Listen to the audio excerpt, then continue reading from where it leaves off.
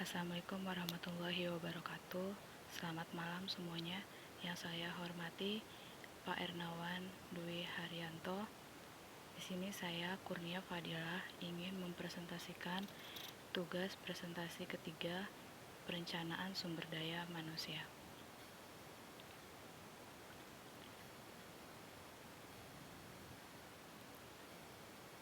Perencanaan sumber daya manusia meramalkan secara sistematis tuntutan organisasi masa datang, baik demand maupun supply tenaga kerja. Aktivitas yang dilakukan berupa pengangkatan, pemilihan, pelatihan, dan perencanaan karir dan aktivitas lainnya. Biasanya perencanaan yang lengkap dalam SDM dilakukan oleh perusahaan menengah dan besar, karena organisasi yang besar memungkinkan mereka untuk pertama, memperbaiki penggunaan sumber daya manusia, yang kedua, memperbandingkan aktivitas personalia dan tujuan organisasi, ketiga, mencapai penghematan dalam mengangkat pegawai baru, keempat, membuat permintaan utama atas pasar-pasar tenaga kerja secara berhasil, kelima, mengkoordinasikan program-program manajemen personalia dengan bidang lainnya.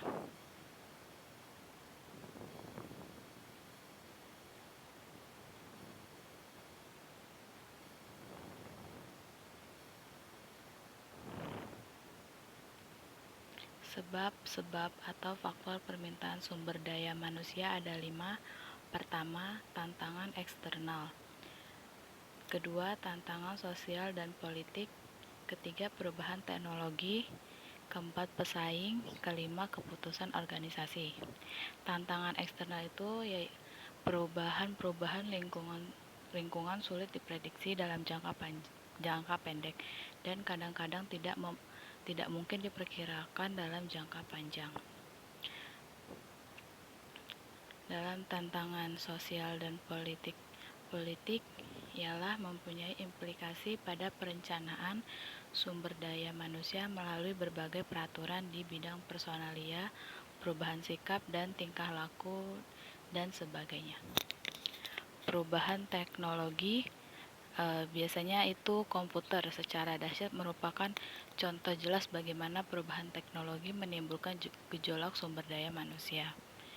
Dalam pesaing merupakan suatu tantangan eksternal lainnya yang akan mempengaruhi permintaan sumber daya manusia. Sebagai contohnya, pembajakan manajer akan memaksa perusahaan untuk selalu menyiapkan penggantinya melalui antisipasi dalam perencanaan sumber daya manusia.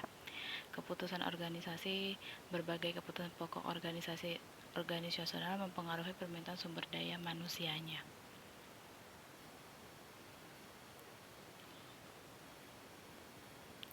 Di sini juga ada tabel faktor perencanaan sumber daya manusia, sama seperti yang tadi sudah saya jelaskan.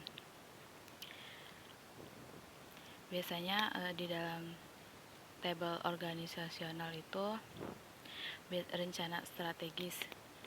Biasanya keputusan yang paling berpengaruh. Hal ini mengikat perusahaan dalam jangka panjang untuk mencapai sasaran-sasaran seperti tingkat pertumbuhan, produk baru, atau segmen pasar baru. Dalam jangka pendeknya, para perencana menerjemahkan rencana strategi menjadi operasional dalam bentuk anggaran. Forecast-nya, penjualan dan produksi meskipun tidak setepat anggaran juga menyebabkan perubahan kebutuhan personalia jangka pendek. Perluasan usahanya berarti kebutuhan sumber daya manusia baru. Yang terakhir itu reorganisasi atau perancangan kembali pekerjaan dapat secara radikal merubah kebutuhan dan memerlukan berbagai tingkat keterampilan yang berbeda dari para karyawan di masa mendatang. Faktor-faktor penyediaan karyawan atau workforce.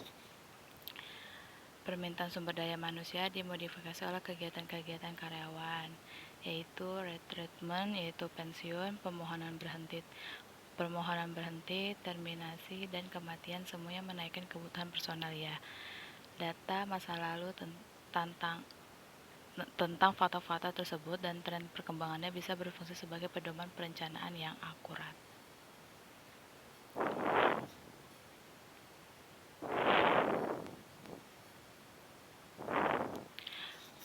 Yang terakhir ini di sini ada peramalan sumber daya manusia.